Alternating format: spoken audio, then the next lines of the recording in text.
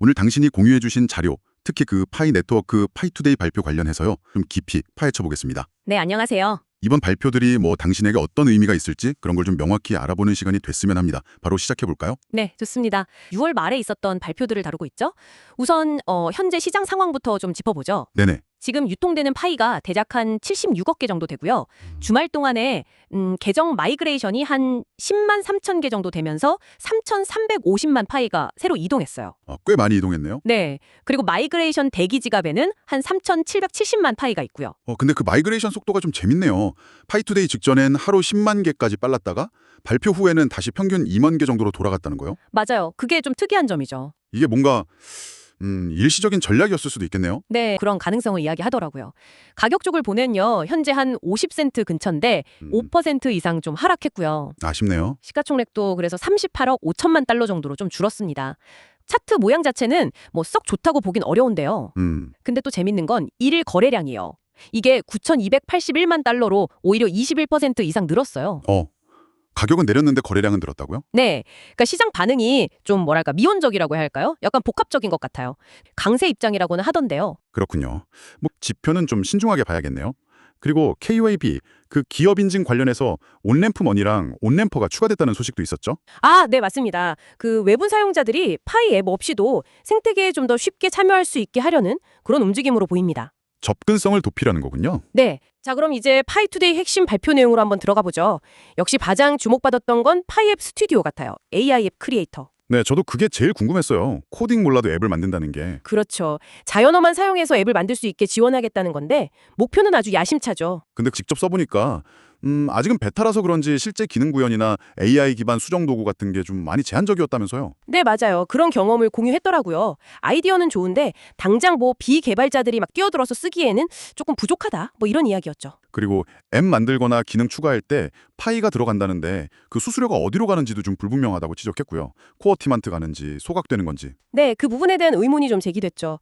잠재력은 분명 커 보이는데 현재로서는 정말 베타 수준이다. 이렇게 봐야 할 것 같습니다. 그래도 비개발자 참여를 유도한다는 방향 자체는 의미가 있어 보여요. 그렇죠. 그 다음 핵심 발표는 생태계 디렉토리의 스테이킹이었죠. 사용자가 파일을 스테이킹해서 특정 앱의 순위를 올릴 수 있게 하는 기능이요. 그 앱 순위 올리는 거요. 스마트 계약으로 파일을 묶어뒀다가 기간 끝나면 돌려받는 식이라고요. 마이그레이션 락업이랑 비슷하게. 네, 맞습니다. 작동 방식은 유사해요. 여기서 중요한 건 이걸 한다고 해서 파이 네트워크 자체에서 프로토콜 수준의 파이 보상을 주진 않는다는 점이에요. 네트워크가 특정 앱을 편애하지 않겠다 이런 원칙인가 보네요. 그렇죠. 결국 앱 개발자들이 자체적으로 스테이킹하는 사용자들한테 인센티브를 줘야 한다는 건데요. 그러면 개발자들이 스테이킹한 사람을 어떻게 알아보고 보상을 줄지 그게 좀 불분명하겠네요. 네, 바로 그 점입니다. 취지는 좋은데 그러니까 양질의 앱이 좀 더 노출될 기회를 주자는 건데 실제 운영 방식, 특히 개발자가 사용자를 식별하고 보상하는 메커니즘은 아직 명확하지 않아요. 이게 잘 되려면 개발자들의 좀 적극적인 고민이랑 설계가 필요해 보입니다. 그 외에 노드 버전 0.5.2 업데이트랑 랭킹 페이지 개선 소식도 있었고. 네, 그리고 KYC 관련해서 50만 명 이상 차단 해제됐다고 발표는 했는데 전체 파이오니어 규모 생각하면 아직은 좀 미미하다 이런 시각도 있고요. 50만 명이 적은 숫자는 아니지만 전체 비율로 보면 그렇군요. 네, 그리고 좀 논란이 됐던 부분이죠. 파이 도메인 경매. 이게 파이앱 스튜디오 출시를 이유로 갑자기 3개월 연장됐어요. 맞다. 이거 연장돼서 기존 참여자들 불만이 좀 있었겠는데요. 경매 끝나기만 기다렸을 텐데. 그렇죠. 이미 참여해서 기다리던 사람들 입장에서는 좀 황당할 수 있는 거죠. 도메인 사용도 그만큼 늦어지는 거니까요. 연장 결정 자체나 그 소통 방식에 아쉬움이 있다는 지적이 많았습니다.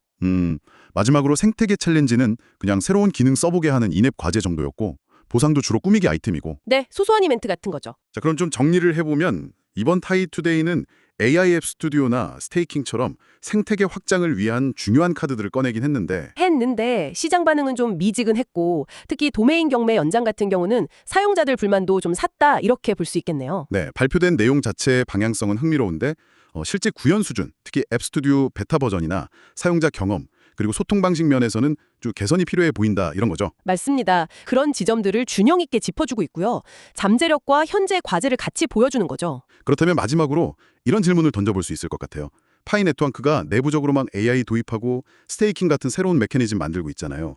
이런 기술 개발 속도나 혁신이 네. 실제 사용자들이 느끼는 가치나 또 외부 시장의 평가, 예를 들면 가격 같은 거에 반영되기까지 시간이 걸리는 걸까요? 아니면 지금 지적된 것처럼 사용자 경험이나 좀 명확한 소통이 부족해서 이런 혁신의 가치가 제대로 전달되지 못하고 있는 걸까요? 아, 정말 중요한 질문이네요.